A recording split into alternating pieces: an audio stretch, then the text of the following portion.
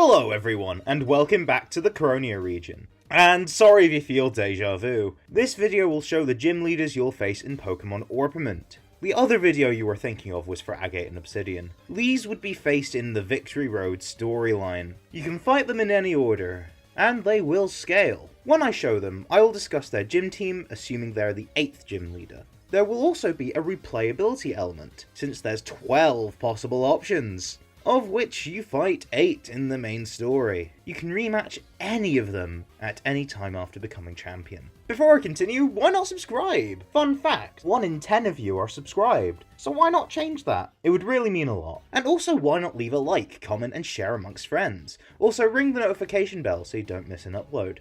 In the description you can find links to my Instagram and Discord server, and consider becoming a member or patron today to get early access to my future content. Now to list the gym leaders. Some of you may know that I do like to represent various groups of people with my characters, like one commenter who was off-put by quote-unquote gender politics, even though there's nothing political about showing people existing. To cover my basis, this first gym leader doesn't have a gender, so no need to worry about gender politics. The grass gym in Bloomborough, like before, requires a farming minigame, trying to grow the most crops in the time limit. The variety of crops has increased, probably due to the success of the local farmer and gym leader, Fig, and how prosperous their farm has been over the past 2 years. They really enjoy helping people out by providing the region with food. Their relatively passive enjoyment for battle shouldn't be underestimated, since the word relatively is doing a lot of work there. Their full team is Cronian Duxbun, Xyloregus, Billy, and their ace Lanturnip, with their rematch team adding Hydrapple and Sarina. You get the Grass Badge and the TM for Seed Bomb. The fire gym leader is in Bayhaven, and honestly it's just a regular gym challenge, except with a very cottagecore interior. The gym leader, Charlotte, is now retired. She's still the gym leader because she loves it, but now she just focuses on seeing her family and spending even more time with them. She mentions how proud she is of all 3 of her daughters, her youngest also being a gym leader you can face, the next oldest being an Elite 4 member, and the last running the daycare. She always ran the daycare, I just never mentioned this before. She runs it with her teenage daughter of her own. She could spend all day talking about her family,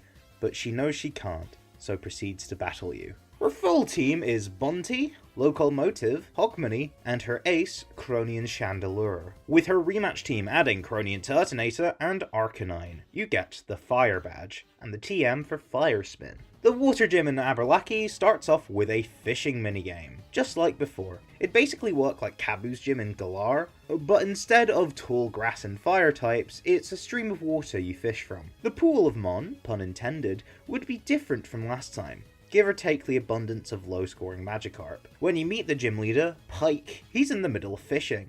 He explains how much he loves the process, almost as much as battling, possibly more. He excitedly speaks about all the different kinds of fish there are before snapping out of it and starting his battle. His full team is Salacious, Cronian Dreadnought, Stoutzy, and his ace Nescade, with his rematch team adding Milotic and Basculegion. You get the Water Badge and the TM Water Pulse. After 2 badges, you then catch up with your grandpa, who is your rival. He's excited that he's caught his first Pokemon, so battles you using his level-appropriate starter and his new Abra. Once you win, he states that him and his Abra will grow stronger together. They've got much to learn. Want to see someone new? Well, at the New Freezington Gym, once you get past the music-themed ice puzzle requiring you to get the right notes to play, which allows icicles to fall to create the path that leads you to Haley. She is cold and honest, and flatly doesn't know how good you are. Her bluntness is considered too much for her to be a gym leader 2 years ago, but since she's an intelligent battler and the league is under new management,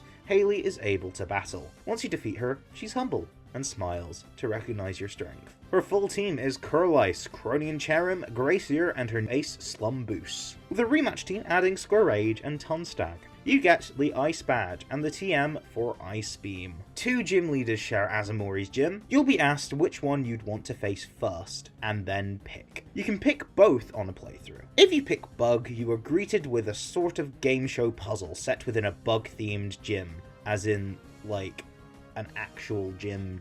The game show is kinda like Top Trumps. Basically, you've got to show a higher stat either from your team or how strong their moves are, or else you'd have to battle the trainers. Then you get to Ant, who explains his whole deal. He sees the hidden strength in bug Pokemon, like he saw in himself. He mentions that his girlfriend is a gym leader too, sharing this gym. She also saw his strength. Can you show yours? His full team is Shuckle, Cronian Espeon, Cronian Snorlax, and his ace Santai, with his rematch team adding Cronian Durant and Vikavolt. You get the Bug Badge and the TM X-Scissor. If you pick Poison, the gym challenge ends up being a maze themed around a ballroom aesthetic, and Poison Pokemon. You then get to Lily, who explains her whole deal. She feels almost maternal instincts towards poison Pokemon, due to her also feeling like an outcast of society. If you already faced Ant, Lily mentions that you already fought her boyfriend, so it's time for her to not hold back. Ant would have said the same sort of thing but worded a bit different. Just as Lily would say the same sort of thing I said Ant would say earlier if you fought her first. Her full team is Garbodor, Cronian Umbreon, Ratakin, and her new ace Nanabe, with her rematch team adding Salazzle and Weezing. Sorry, I forgot to initially record this bit. Lily gives you the Poison Badge and the TM for Cross Poison. You meet up with your grandpa again after your 4th badge. He's excited that he caught another Pokemon. He sends out a Hedgie that he's not figured out how to evolve yet, along with his starter and his Kadabra. Upon defeat, he explains that he's happy for you. You also recently got his 4th badge, so it's nice to see how you both compare. Oldenu also has 2 gym leaders. After trying to navigate a dimly lit room, you meet an old-fashioned young lady called Anastasia. She explains she's drawn to the past and echoes of it in our present. Ghost Pokemon connects her to this past, and the closer she feels to it, the stronger she is in battle. Her full team is Gaizion, Doomsdale, Cronian Charizard, and her ace Caprine, with her rematch team adding Cronian Palisand and Cronian Poltegeist. You get the Ghost Badge, and the TM for Poltergeist. The other Oldenu gym leader is Maxwell, who specializes in electric types, and also is the adoptive father of Anastasia. He idolizes the future, and tries to help by trying to build it. His gym challenge is even a mini-game connecting wires to power up systems and lights. Maxwell's affinity for electric types allows him to power the future, so the daughter he loves can have an even greater future. His full team is Jolteon, Cronian Venusaur, Hydroid, and his ace Torchard, with his rematch team adding Rotom Game and Ampharos. You get the Electric Badge and the TM for Volt Switch. Zampeton has a new gym leader. The gym challenge is a cooking minigame, similar to Crispin's in Blueberry Academy. The new Steel-type gym leader, Fergus, comes in and is impressed, but stern. The one thing he takes more seriously than his cooking is Pokemon battling. He will not hold back. His full team is Vulcan, Sojin, Industrion, and his ace Rotom-Saw, with his rematch team adding Cronian Hydreigon and Independent. You get the Steel Badge and the TM for Ironhead. You also see Fergus is beaming. He's a softie at heart and loves seeing people do well. After 6 badges, you meet and battle with Gramps again. He's figured out how to evolve his Hedgie, but is struggling with Kadabra. He's also now got Crispalus, that he also isn't sure how to evolve. He's been reading up on evolution stones, so he'll give one of them a shot before you battle him next. Time for the gym in Ben Cairn, your hometown,